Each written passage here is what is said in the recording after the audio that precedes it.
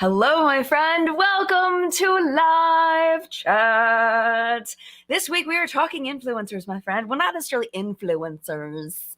Not in that sense. We're not talking about we might touch a little bit on like influencery kinds of things, but more about like the mega beauty people. I guess influencer is the right word, but the mega beauty influencer, the people. Remember, there was a time when beauty videos, like the people at the top, were easy getting a million views per video. Like a million views was like a mid video for them. Like they're popping videos, we get 4 or 5 million views, sometimes even more, and it was constant, consistent, like all the time. It's not happening anymore. Like for anybody, at least that I've seen, anybody that I've seen on YouTube specifically, I have not seen anybody able to reach those numbers. And I have some theories as to why and why I don't think that anybody in the beauty space is going to get back there anytime soon. Maybe when Gen Alpha is, maybe when they're our age, but not anytime soon. So everything okay? Okay. John is here. Yay! John is hanging out. Rest of the moderators, including Teresa, because we're going to say hello to the people that are here live in the collective brain. They're going to help us with this conversation, to help us to bring this conversation to the next level, because just my opinion is not good enough. We need the opinion of everyone. So Teresa says, welcome to Sunday Live Chat. I hope everyone is doing well. I hope you are doing well, Teresa. And I hope the rest of the moderators are here and happy. Flory and Steph and Audra, hopefully you were able to make it. Happy to have you all here. Thank you for keeping it a nice, peaceful place, and so happy to have John here as well, because I've missed him very much here on Sundays. Hi, Siri. Good to see you. Hello to Carrie. Happy Sunday. Carrie says, I haven't been able to be here and live in forever. Hope everyone is doing well. Well, welcome back. We're happy to have you here. Hi, Roya. Happy Sunday to you from OC, California. Oh my gosh, it's so warm there. It is so cold here. Oh my gosh, I was out at the market this morning and it was like, it had like a real feel temperature or whatever of 17 degrees, which is not like, I know Teresa's probably like, yeah, that's like light jacket weather. But, but for me, I was like, I'm still cold. I'm still freaking cold. And it was windy. It was miserable. But that's what I signed up for, doing these farmers markets in the wintertime. That's what happens. Hi, Sherry. Sherry says, happy Sunday, Jen, John, mods, and the collective brain. It's a snowy Sunday here in Port Hope, Simpson, Labrador, Canada. I bet you were colder than I am. I'm such a whip. I'm such a baby. Totally misunderstood. So happy to have you here. Tracy's Outlook. Hello to you. Hello, Tiffany in Pine Barrens, New Jersey. Always spooky there in Pine Barrens, New Jersey. Tish, hello. Just got back from vacation. Oh, yay. Well, welcome back. I hope you had a wonderful, wonderful vacation. And if I did not say hello to you, and thank you so much for being here.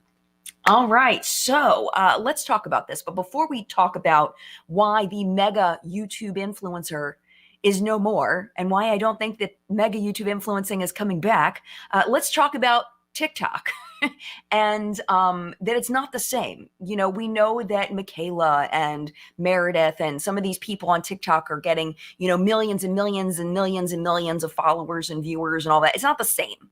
Okay, it's just not. And there's lots of reasons why it's not the same. And they are mega influencers in that they are constantly influencing people to buy things, but it's not the same. So what I wrote down as notes for that is, first of all, watching a TikTok video, you don't have to click on, you're not choosing to watch it. It's just shown to you, right? Based on what your viewing history is. Where on YouTube, you have to choose to watch the video unless you're auto playing. Like you are making an active choice to choose someone to watch. It's a totally different way to acquire viewers. So it's a lot easier to acquire viewers on TikTok than it is on YouTube, because the algorithm just feeds you to people that like similar things. So if you're consistent on TikTok, if you, stick to your niche, if you are entertaining, and if you do something that really gets people, watching and clicking and sharing, then that Meredith the Duxbury, who does all the really drips the foundation all over. Like, yeah, that's how you make it big on TikTok. I'm not knocking it. It worked. I'm not knocking it at all, but it's different. is what I'm saying. The other thing is that the communication style is different. I feel like, those fast videos, we've talked about this before, the fast video content isn't the same as far as when you're watching a longer form video on YouTube, it's different than watching a 3-minute TikTok. You know what I'm saying? So the connection is different. Also, the communication is different between the YouTuber and the viewer, I feel like, than the TikToker and the viewer. And then the awareness of manipulation is different. Is what I wrote down, because I feel like, well, I guess on YouTube there was a period of time when I don't feel like viewers were as aware of some of the manipulation that was happening. I definitely think that's true, but I think that that's rampant on TikTok right now, where viewers are being manipulated into buying things, undisclosed sponsorships, things like that, where I feel like that's pretty, a lot more in check. I won't say it's 100% in check, but a lot more in check on YouTube. So it's just a different animal. I don't think the two can be compared. So when I'm talking about a mega influencer, I'm taking the TikTok people out of it because I don't feel like they count. I genuinely don't. And I also don't think on Instagram, when you're clicking like on a video, on a photo or a reel, I don't think that's the same as YouTube. Maybe it's because I'm a YouTube kind of person. Maybe I'm definitely biased because I've been on this platform the longest. I like it the best. I've used it the most. So I'm probably biased in that way. But I don't see it as being the same. You have to tell me whether you feel the same way or not.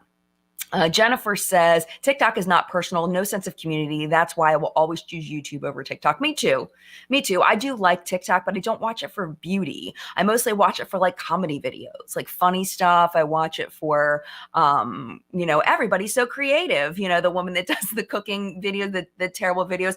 Doesn't that look different? If you've never seen her, she is amazing. Like there's these nasty things, like it's like a green screen and she, there's all the, like they're putting these, raw chicken and, crushed up, Doritos, and they bake it. It's amazing. It's amazing. Doesn't that look like something you've just never eaten before?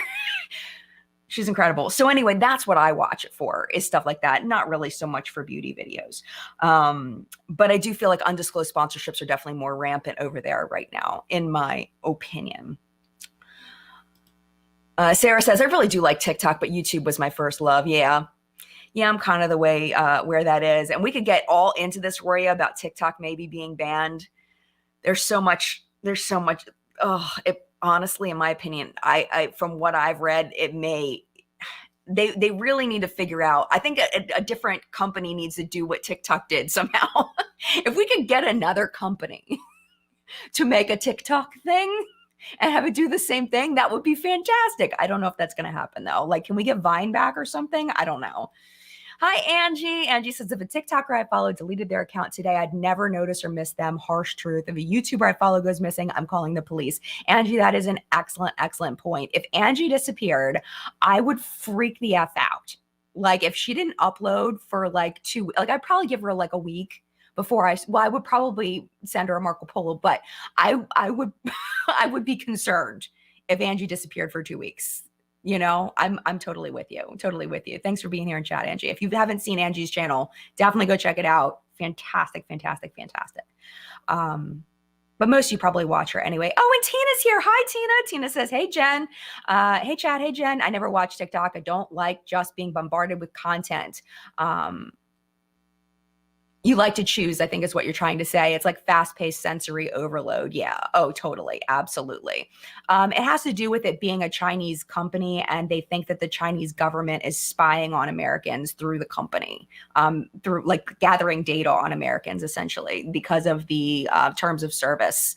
That it's pretty freaking creepy if you look it up. And it seems like the American government is pretty aligned, which we're not aligned on anything between our two major parties. So if they're aligned on that, it's a little scary.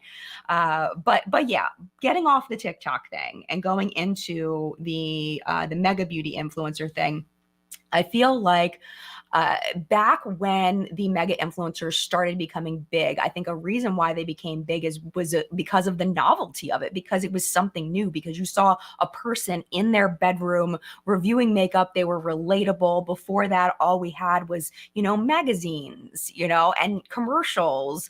We had to go into the drugstore and look at the wall and just be like, how do I even pick And having somebody that was relatable, that we could trust to help giving us recommendations for cosmetics was new and novel and amazing. And sometimes they were entertaining and they gave us good information that's like, wow, blow my mind.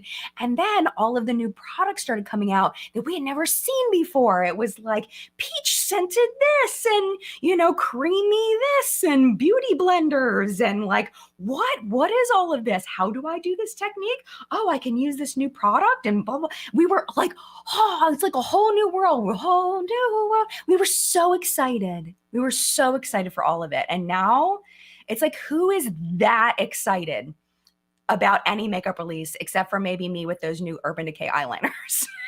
Which is unusual and weird. And I still don't understand why I'm so excited about those new eyeliners. If you haven't seen What's Been Makeup today, there's like a grippy thing on the end of the eyeliner. It's so cool. But I don't think anybody really gets that excited about individual product releases anymore. So you had the excitement and the novelty of the YouTuber and the excitement and the novelty of this makeup that we had never seen or these tools we had never seen. And then we get to see these influencers that we're excited to see they feel like our friends and they're reviewing the makeup we're excited to see. And it creates this whole big macrocosm of amazingness. And that translates to millions and millions and millions of views. And that is no more because we've seen it now. We've seen it. All of it. And it's like, why am I watching that? Like there isn't as much pull. I think we're more attracted and pulled to the person, or the personality more than the individual products as much. And I think that's why there's a lot of us that are kind of floating around the same amount of subscribers, the same amount of views. We're kind of all floating in the same place, but nobody is getting to that consistently million views anymore. We're consistently getting anywhere from, 1,000 views to 50,000 views, like in that range. And it's not as many people getting over 100,000 views on a YouTube video anymore, like there used to be. So, but I do think that a lot has to do with people just not being excited by new YouTuber plus new makeup equals magic. It's just not there anymore. And also I think that people expect to be entertained. And if the person themselves is not entertaining, then I don't think they have a shot. I honestly don't. I think that there has to be an entertainment value to it, which is like some people just don't have that, and that's okay. That's okay. But I feel like people expect to be entertained, where before it was a lot about just wanting to know the information. You know what I'm saying? Yes, exactly, Casey. Yes, we were like kids on Christmas morning, LOL. I kind of miss that feeling of excitement. Me too. Me too. Absolutely. Absolutely. Yeah, HQB says, yeah, I haven't been excited about a release in a while. I'm with you. I mean, I don't know why the Urban Decay eyeliner really has me going. I need to get one because now I've hyped it up to the point where watch me be so disappointed. It'll be like the people that saw Titanic outside the theater, like when I'm talking about, I don't know if you get that reference, but yeah. So I think that's a big deal. I think that's part of it. Let me see what you all are saying. Oh, Erica says the only reason why I know about new makeup is because of What's Up in Makeup. Well, thank you. I appreciate you choosing What's Up in Makeup as your source for that. I do feel like there's lots of different places to get that information now. A lot of people doing content talking about new releases, which is, absolutely, like that's what I think a lot of people still are interested in the new releases, but I think you have to have an entertainment value to it. I feel like it can't just be like the way I used to do What's Up in Makeup, the way I used to just like read the new releases. Not going to fly. Absolutely not. I'm really glad I changed the format because of my delivery of it. No other reason other than, well, there's other reasons, but the main reason is I feel like my personal delivery is a little more entertaining now that my personality can be more injected into it. But yeah, exactly. Shamika says we're all pros now. Yeah, to an extent. I mean, we've been around the space now. I feel like, YouTube allowed us to get into it to the point where we got to try a lot of things and become pros like that. At least pros for what works for us. We became more knowledgeable about what works on our own faces, and we don't need as much help as we used to. And I think that's why tutorials died faster than reviews, because I feel like, tutorials were so big because it was like, oh my gosh, I didn't know you could do that. How do you do that? How do you do that? How do you do a smoky eye? How do you do a cut crease or whatever it was that was trending in that moment? How do I do my brows? And then people learned how to do those things and they're like, all right, I'm good. So then when there's a smoky eye tutorial or a cut crease or a brow tutorial, you're like, I don't need that because I already learned how to do it. So in that way, Shamika, I think you're 100% right. Absolutely. Sarah says, used to work at Ulta and got excited about new releases. Haven't worked there in a while and now I don't hear about them as often. Yeah. Yep. So the next thing I wanted to talk about on that same topic is that, let's see. Oh, viewers have seen it all. I wrote down viewers have seen it all. So the old ways to get views don't work anymore. So there was an entertainment element to beauty YouTube back then. And a lot of it was things like huge PR unboxings. People were very amused by that. All of the challenges we used to do, all of the tag videos, like people were amused by those things. And I feel like people are like, already seen that. I've already done that. I did the 5-minute makeup challenge, like 6 months ago. It is my lowest viewed video in like 6 years. I think it got like, I don't know how many views it got, but it got not a lot of views compared to my other content. And, it just went to show me that bringing back old tag videos was just not the way to go. Maybe it's just my execution of it too. I mean, other people might be able to do it, but it did not work for me and did not work for people that watch my videos. So the people that watched it really liked it, but people just aren't amused by that stuff anymore the way that they used to. Those more dramatic kinds of videos. Remember we did like the 100 layers of lipstick or whatever, and like the 100 layers of this and this and that. And the only one that I think could still make it is, do you remember Alyssa Ashley used to spin the wheel thing? I think that somebody could take that on again since Alyssa isn't on the platform anymore. I think if I would hope they would still give Alyssa credit if they were inspired by her, but I think somebody could do the wheel thing and do really, really well with it. Somebody take that and do it. Because it was so good. It was so good. And I think people would still be amused by that format. But I think somebody needs to really I think not somebody, but I think as people that are, trying to get people to want to spend time with us, there has to be another element. You know what I'm saying? Like, it can't just be a wacky challenge where you do all of your makeup with your left hand or your not dominant hand, or do your makeup in the dark or whatever it is. Like, people don't care anymore. Like, I feel like watch all that stuff start happening on TikTok. Watch that start happening on. See, this is what I'm going to do. This is how I'm going to make it big on TikTok, right? Why do I want to use TikTok when the Chinese government's spying on me? I don't know. But if we started doing, somebody take this and do it on TikTok, start doing the old YouTube challenges on TikTok and make them a trend. There you go. There's your famous on TikTok right there. Go ahead and take it. Enjoy. So, oh my gosh, Amara says Alyssa Ashley's back to doing makeup content. No way, I love her. Wow, yay. I missed it. How did I miss that? On Instagram or on YouTube? Because I'm pretty sure I'm subscribed to her YouTube channel and I haven't seen her upload anything. I'm not really on Instagram, so if it's on Instagram, that's why I missed it. I'm on Instagram, but I'm not really on Instagram. I just go on there to find stuff for What's Up Makeup. I haven't posted anything in like 6 months. I think it was the Teresa is Dead, the Lethal is Dead palette, I think was the last thing I posted, which was a long time ago. But yeah, that's exciting. If she's back on YouTube, I'll be so happy. The other thing is that clickbait used to work. Do you remember that? People used to clickbait us into watching videos, and then we'd watch and be like, this isn't what this video is about.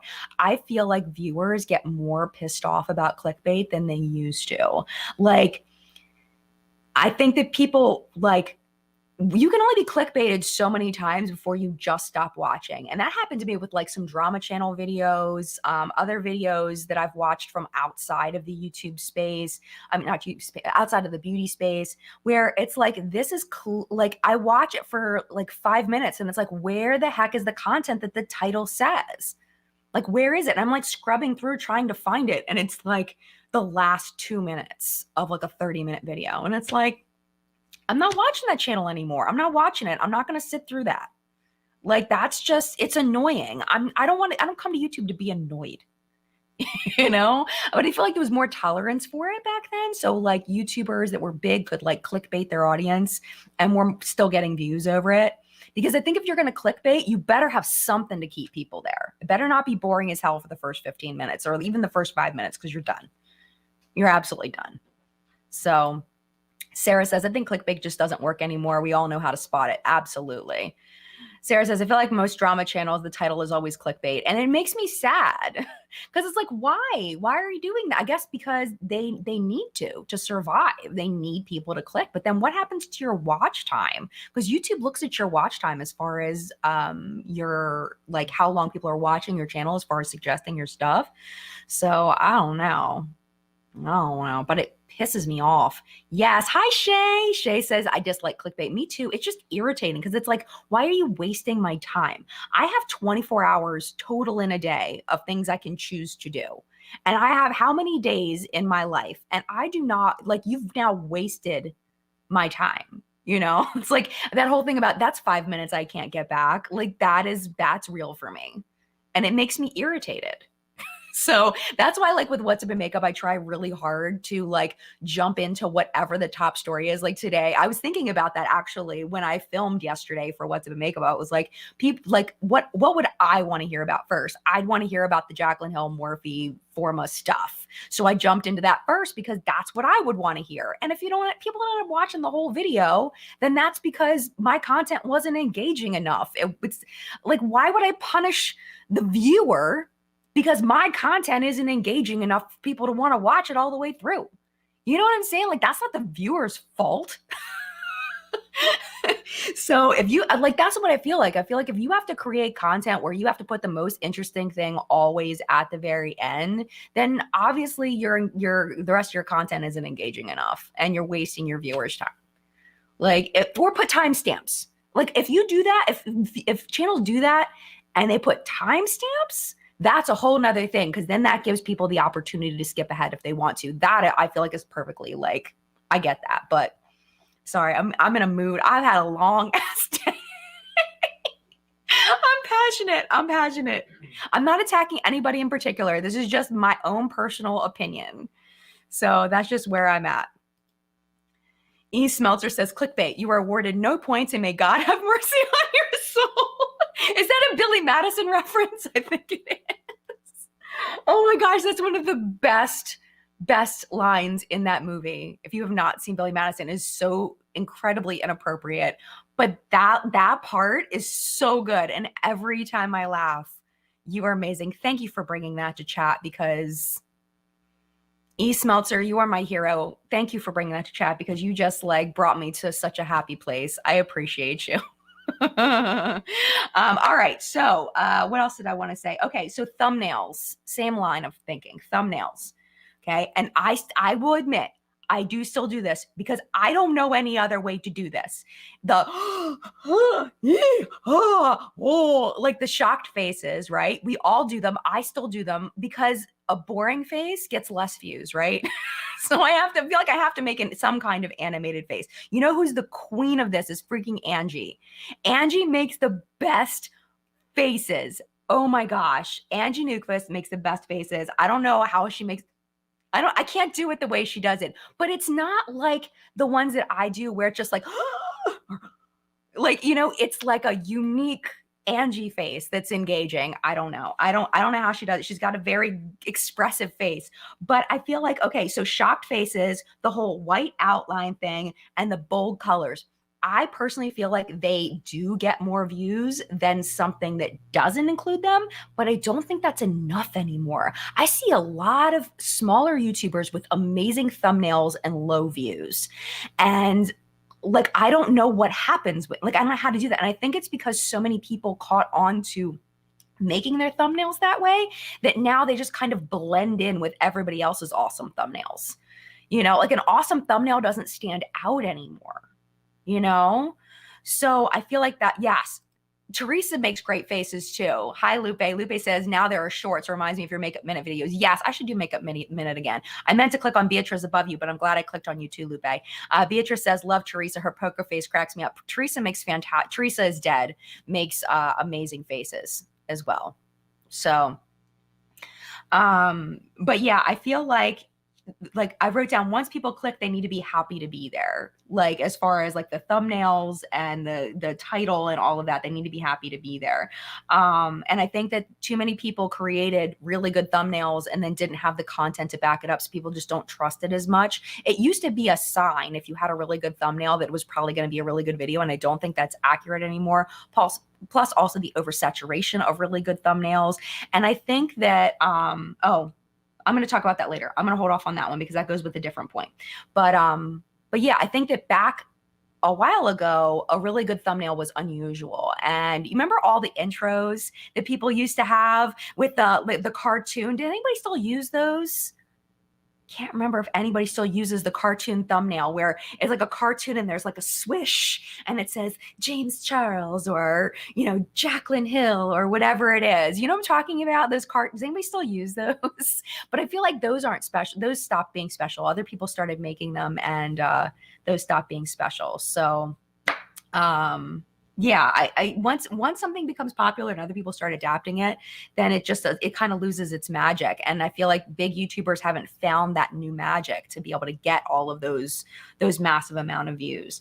The other thing I wanted to mention, I was actually watching an old live chat of mine that had a similar topic, but very different as far as, you know, my opinions that I shared. But oh yes, here we go. Red arrows pointing to things. Yes, Naomi. Yes. I still use red arrows every once in a while, but not as much as I used to. When John did my thumbnails, he expertly used red arrows for me. But I haven't used them in a little while. But yeah, the other thing I was thinking about, because I was referencing back in that video to Dramageddon, was the friendship clicks. I felt like that was such a huge way for all of those people to be huge, was collabing with each other and being in each other's videos and shouting each other out and talking about each other. That, I think, was really, really big way to get so many millions of views. And I don't feel like that is as big of a way to create community, to create a connection with your audience anymore. I think people enjoyed the friendship aspect, the whole house aspect, when there were people, there was a group of friends and you saw them interact with each other. It was fun. It felt like you were watching a reality TV show instead of just a person. And it was really fun. And I think that what happened with that and why that's probably not going to happen again, at least in the big YouTuber 1 million, 2 million, 3 million view space, is because it is a freaking liability. When you tie yourself to somebody, if they mess up, then you need to make a statement. You know, people are demanding that you say something and denounce your friend's behavior. And that is awkward as hell.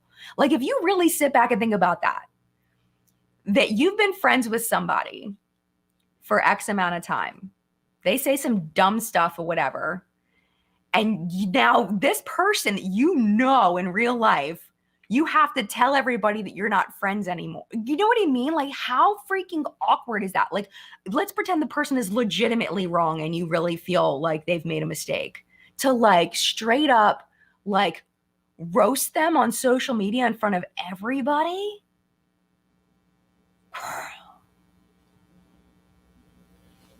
That's a thing. So people want to try to like stay away from that kind of situation, I think, too. It's better to be close and private sometimes, I think. And that way you can just kind of like, oh, and talk to that person privately and be there for them and help them to grow as a person rather than, you know, turning on them publicly.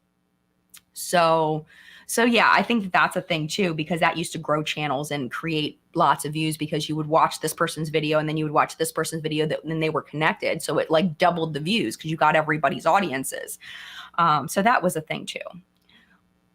Gracie, hello. Thank you for being a YouTube member of the Collective Brain Elite. I appreciate you joining. Thank you so much. That means a lot to me. I appreciate you. I don't turn on, people ask me sometimes why I don't turn on Super Chat. It's because it's awkward. So I just allow the $1.99 thing because for the membership, because that way I don't feel weird.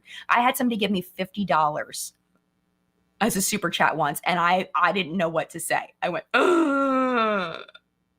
Like, how do you even deal? So it's too awkward for me. So that's why I do the $1.99. Keep it nice and small, and it makes me feel a little bit better. So thank you, Gracie, for doing that. I really appreciate it. Yesel says, last thing we need is another Dramageddon. I don't think, see, this is the thing, is I think that this is directly related, and then we're going to take a little break. I think it's directly related that we're not going to have another Dramageddon. We may have smaller scandals and things that happen on a smaller scale, but I don't think we're going to have another Dramageddon because we don't have the audience that we used to in the beauty space. We don't have as many eyeballs on each creator, So I don't think that it's going to be like that. Like at that scale. I think there's still going to be scandals. I think there's still going to be things that happen. But as far as like the Tati thing, how big that freaking blew up to mainstream media. Like, can you imagine being a grandma, sitting down, watching, let's say a grandma that has never been on beauty YouTube before ever. Okay. I'm not going to stereotype all grandmas because some grandmas are freaking amazing and, they may be in tune with this stuff. Right. But let's say grandma has never been on the beauty space on YouTube and they're watching their favorite news program. And here comes Tati Westbrook and the newscaster is trying to explain what happened. What the heck? Like, I wonder what that was like for people. Like, I wonder what that was like. I will never know what that was like. But like my mom was like, what is happening with these people in beauty YouTube stuff? And I'm like, do you really want me to explain it, Ma? Because it's a lot. It was a lot. I don't think that's ever going to happen. I don't think it's going to happen at least in the next 10, 20 years. I think we've got a while. I mean, things are cyclical. Things will probably come back eventually. But it's going to be a minute. It's going to be a minute, I think. All right, let's take a little quick break, which I'm thankful for because that was stressful. So I put on my makeup at 7:30 this morning, maybe before that, 7:15 this morning. So I did reapply a little bit of eyeshadow because it looked so bad. So I used the Aurora Struck. This is PR, Aurora Struck by ColourPop. I just used a couple of shades. I used this guy down here, which is called Comet Seekin. It's like a purpley shimmery guy. And then I used this Borealis, which is like a duochrome pinky guy. And then I'm working on, I talked about this in What's Up in Makeup. I'm working on a worst rated products at Ulta video. And this is part of it. This is a MAC eyeshadow palette. This is the Amber x9 palette. And I used this kind of taupey, not taupey, but it's like lighter, maybe it is kind of little on the taupey side, a little more warm brown, medium brown shade in my crease to kind of warm it up because I felt very, what's her name? What was the chick's name that had the blue eyeshadow? Mimi. I felt very Mimi when I looked in the mirror and it was just too blue. It was too much. I couldn't handle it. And then on my lips today, I am wearing the shade Sweet Tea. So that's purchased. This is purchased as well. Sweet Tea in the Too Faced Heartcore lipstick. And then I topped that. It was a little too pink because I was feeling a little too Mimi, like I said. So I added a little tiny bit of that eyeshadow on top of it to kind of like make it a little more brown because the blue and the pink was just, I couldn't do it. It was too much. It was too much. I could not do it. Oh, Amber says, just say thank you. I think you were talking about the $50 thing, but it was so much though. It was so much. Like I felt like I couldn't just say thank you. Like I felt like I needed to say more than that. Some people get like hundreds of dollars of donations in a live stream and they don't say anything. Like how do you do that? I don't know. I just feel weird. I'll feel real weird.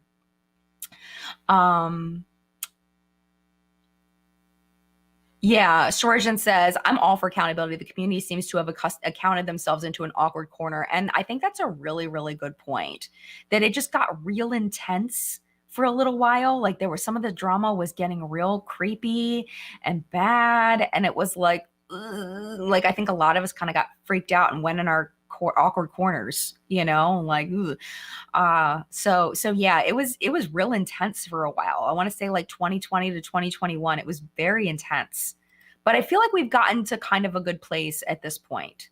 So hopefully it kind of stays that way. I hope so. But yeah, but that's what's on my face today. So I do have one more point that one more point that I wanted to make.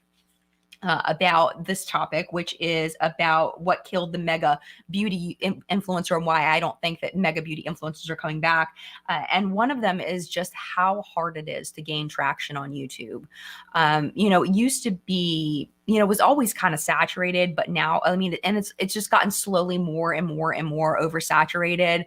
And I feel like it's so hard to get eyes on your channel. It's just in general, it's like if you're a new creator starting out, let's say, that, Gina, let's name her Gina. I love that name, Gina. So Gina starts a YouTube channel tomorrow, and Gina is freaking phenomenal. Gina is on the caliber of the biggest mega YouTubers that have ever existed, right? Just as good, amazing quality, talented, smart, funny, fabulous, amazing. How long is it going to take Gina to get an audience?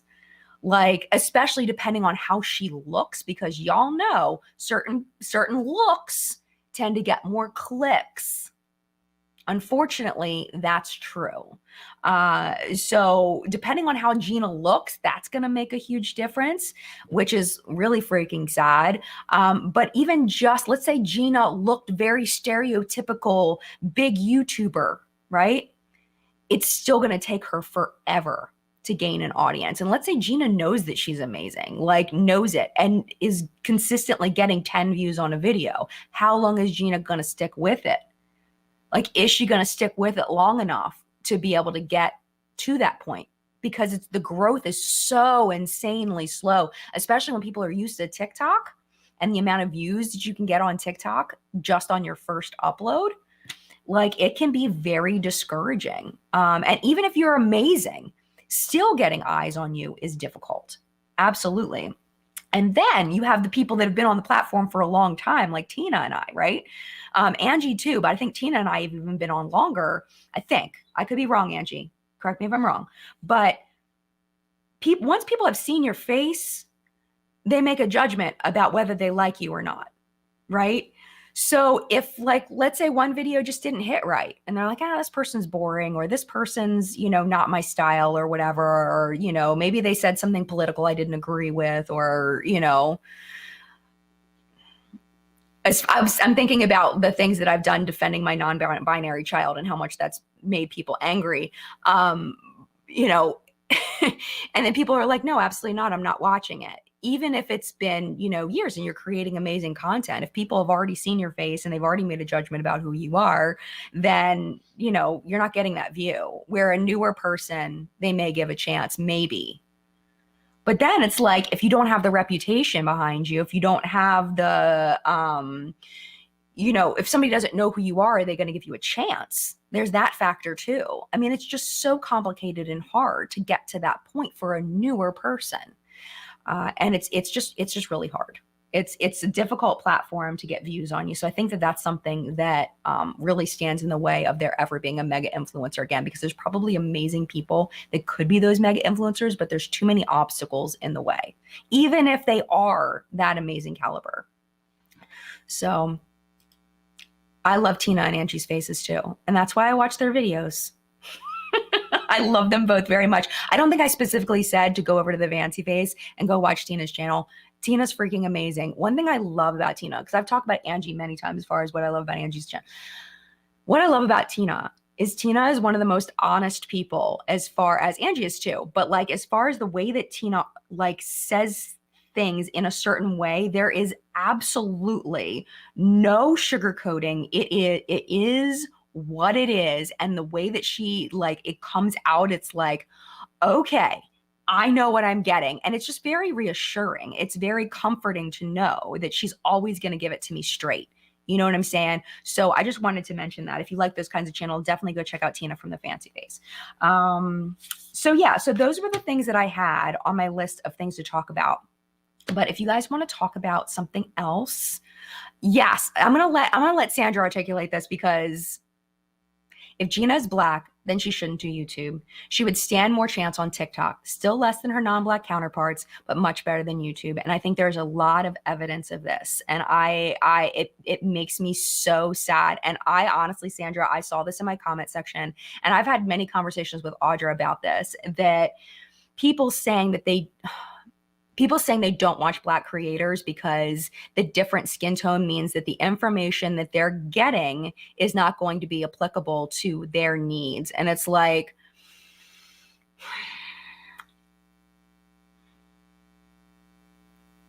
it makes me really, really upset, because I know there's more to it than that, because the application of a shadow or the application of a lipstick or the application of a foundation has a lot more to do with your skin type than your skin tone. So if you're going to say that, if you have dry skin, you better not be watching anybody with oily skin. You know what I'm saying? If you have oily skin, you better not be watching anybody with dry skin and saying the same. Like, you know what I'm saying? I think that there's more to it than that. And it's like, it makes me so irritated, because there are so many Black creators that could like I'm saying, like Gina, right? It's very frustrating for me.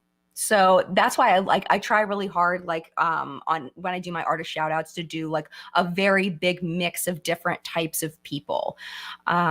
So because I think that it's important to shout out all kinds of people of all different skin tones, especially Black creators, because I feel like a lot of times people don't give them a chance, and it makes me really upset. Yes, Angie. Ooh, I lost it. Angie, right here.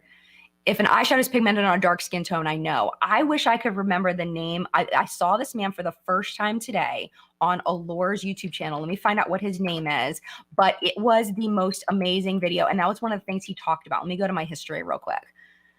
But one of the things he talked about, okay, so his name is Javon Ford, okay? The video is from Allure. It is called Makeup Expert Guesses Cheap versus Expensive Eyeshadow. And he tried on some of the shadows on him. So he put them all on himself and was talking about the pigmentation on deeper skin tones, and that some brands don't cater to deeper, don't create products that show up on deeper skin tones. And it was really interesting. But some of the tests he did, I was like, I wonder if I could credit him and do some of these tests on some of the eyeshadows that I own. I think that would be so incredibly fun, because I think that like doing scientific-y kinds of tests and stuff that are like legit would be so fun. But I highly recommend that video. I think he's done more than one video with Allure, but oh my gosh, it was fascinating. If you are a geek like I am, definitely go over to Allure's YouTube channel and watch that video. I think it just came out. I don't know when. It says 33,000 views. I don't know when it came out without clicking on it, and I don't want to mess up what I got going on, but yeah, so highly recommend. But I agree with Angie. If eyeshadow is pigmented on dark skin tone, I know. Yes, absolutely. 100%. Yes, and this is another good point. Candy says, but Black people watch non-Black content all the time. See, I'm letting people say the things that are in my mind that it applies to them. But yes, absolutely. And it's like, I don't think that some people realize. I think some people live in their little bubble. I do. And if this is you, though, if you've had this thought before, okay, I don't want to make you feel bad for having that thought. Okay, because I know there's probably people watching, and I don't want to make you feel bad for having that thought. But when we realize that we have a thought that maybe is not a thought that is productive or kind or helpful or fair, that maybe we can make a different choice next time. That's all. It's not about making people feel ashamed. Maybe it's not about making people feel like they're a terrible person. It's about realizing that maybe you've been a little short-sighted, and maybe you can make a different choice next time. That's all. I mean, we're all learning and growing, right? So, Tina, what you said, it's extremely disheartening to hear that feedback for sure. Oh, as far as people not watching Black content creators, it makes me really upset. Like I've clapped back at these. I used to get in a lot of trouble for clapping back at my subscribers, and then they would go to like the gossip, things, the little posty gossipy things, and they would say that I was rude to them, but it was like something like that. I'm like, well, actually, you can learn a lot about lipstick from a Black content creator if you're white, believe it or not. Oh my gosh. And then they'd like talk trash about me somewhere, and it's like, oh my gosh, really? So yes, exactly, Sandra. Black people watch not like, I mean, yes, exactly. Tell me why we can do that, but the opposite doesn't occur. I think we know. It's a problem. It's definitely a problem.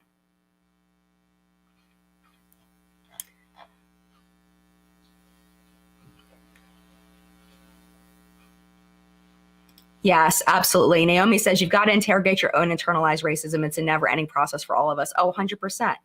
100%. And I think that, that depending on how you grew up, a lot of it, the thought processes could have been ingrained in you without your knowing and realizing. So as an adult, it's our job to realize, hey, I realize that this thought that I've had for a long time is wrong, and I'm going to change that. And that's what makes a difference. That's what matters, is recognizing and realize and making a change, And I think that so many people are so hurt by the thought that they may have had, a racist thought, that they're not willing to change it. They're not willing to admit it and then correct it. You know what I'm saying? This got real deep real quick.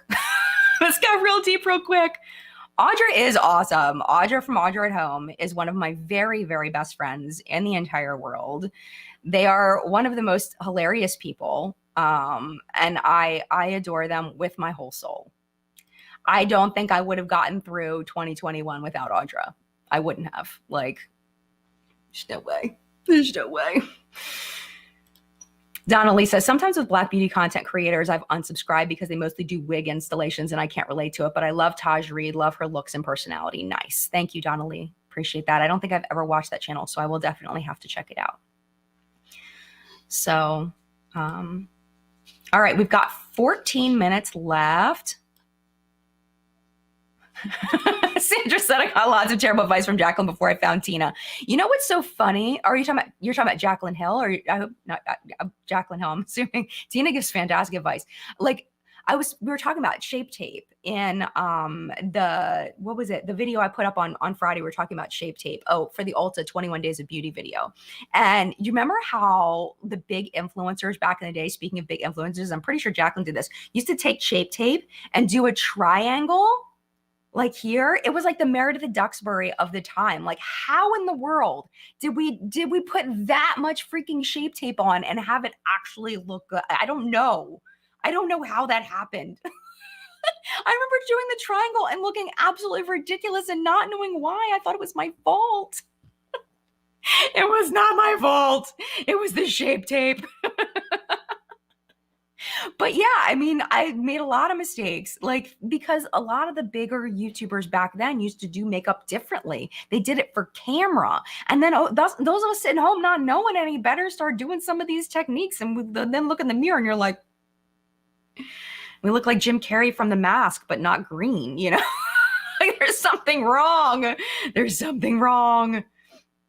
I miss Jackie. Jackie really did put out fantastic beauty content. She had all of the things. She was entertaining. She was talented. She was sick, smart. Like, it makes me sad that she felt like she needed to step off of YouTube. Like, she really did make great content. She genuinely did.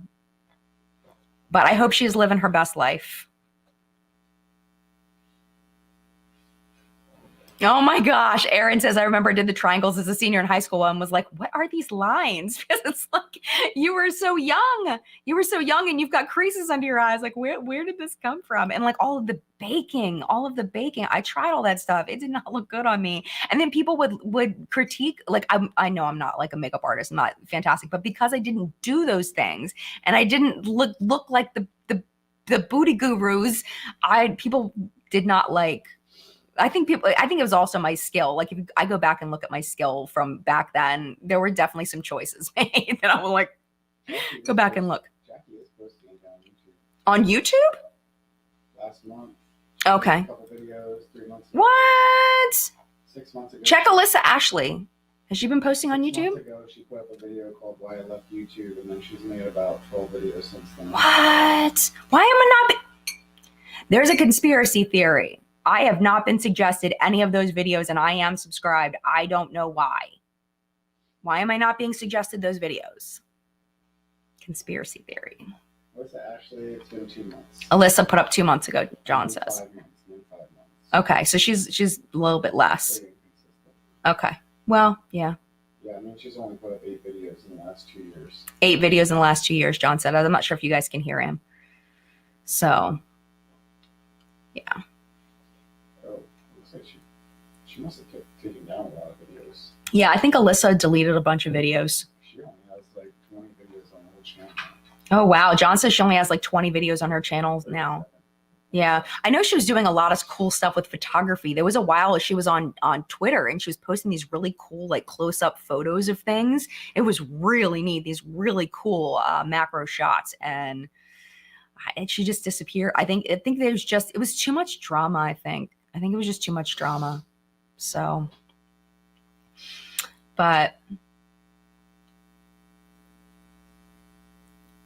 yes. Oop, I was meant to click on Honey. Honey says, are they intelligent, engaging, informative, thought-provoking, talking about things you're interested in? Then watch. Doesn't matter the skin color exactly. Because, to bring this back to the very beginning, as far as the mega beauty influencer, I think that the most important thing is when you click on the video, you're getting something from it. You're getting information, you're getting entertainment, you're getting a connection, you're getting a story, you're getting, something of value from that content. That's what's most important. And I'm hoping here in live chat, you're getting that community and you're getting, maybe thinking about things in a different way.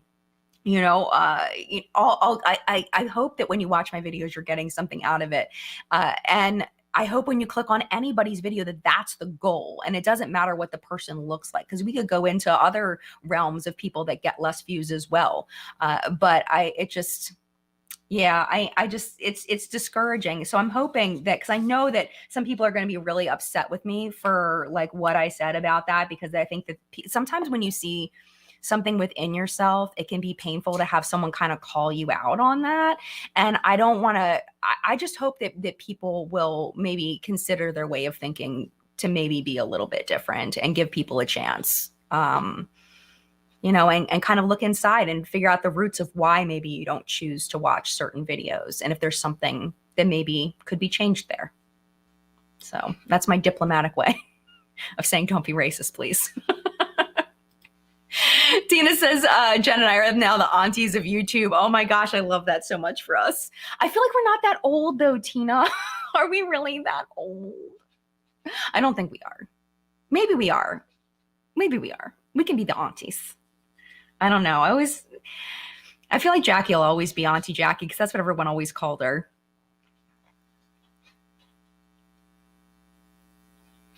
Yeah, Renee says, why do we only talk about black, white YouTubers? What about Asian and Latina? I think that there's definitely a story there as well. I try really hard. I've learned, one of the things that I've learned is trying not to speak for certain people and letting people speak for themselves when something affects them. So I don't want to speak to the Asian or the Latina YouTuber experience.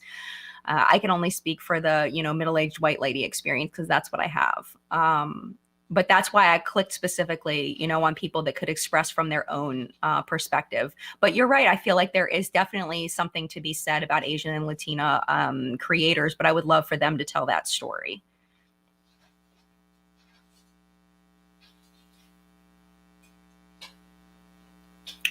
All right, we've got 7 minutes left.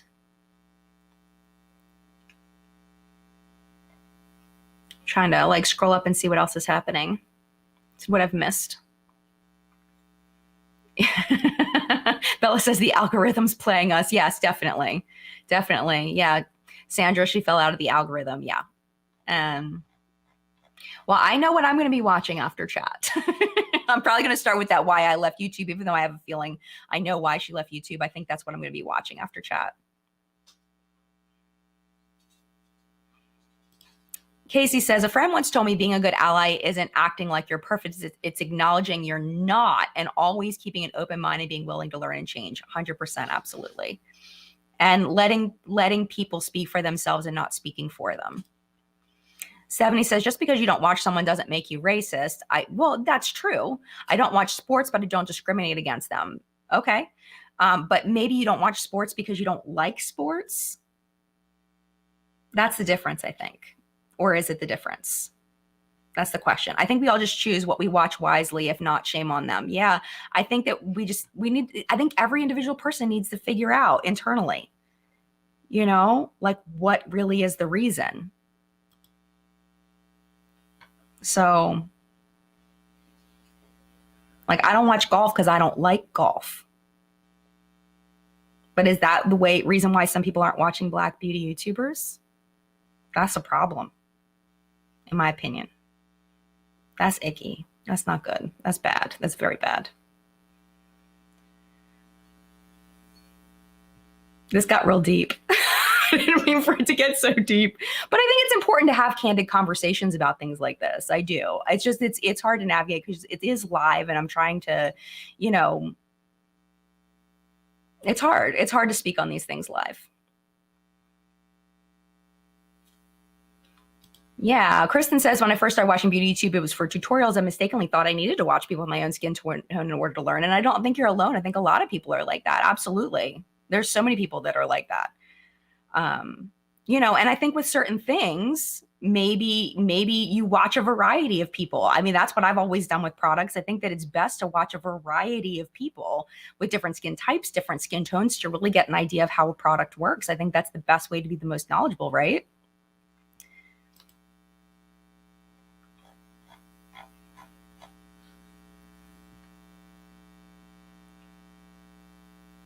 Oh, hi, Audra. Audra, one of my very best friends in the whole wide world.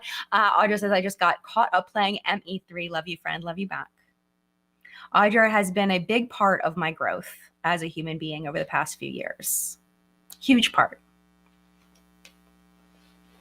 My eyes are starting to leak, and I'm going to pull it back. Pull it back.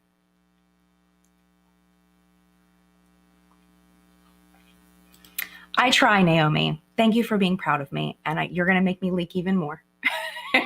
I think that all we can do as individual people is just try to be the best person we can be. And if we realize that something we've done is hurtful or harmful, you just have to course correct. You just have to figure it out and course correct, and have people that know more than you about a topic, if they're willing, help you be better, help you be a better person, and that's what I try to be for my friends.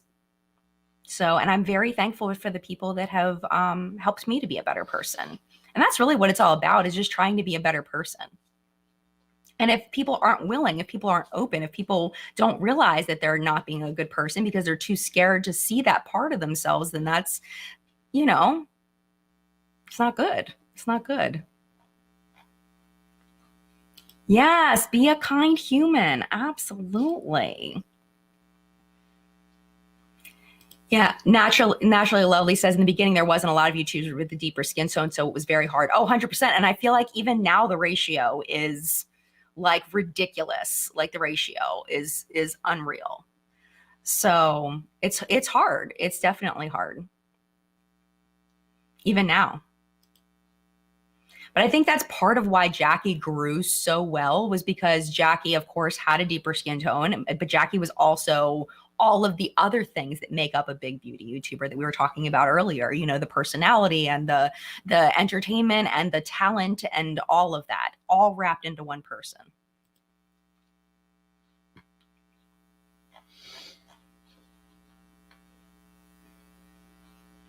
Hi, Mama Goonie. I know you've been here forever. I've been hanging around here for years, and hopefully a few more. I would miss you dearly, Mama Goonie, if you left. You've been around forever.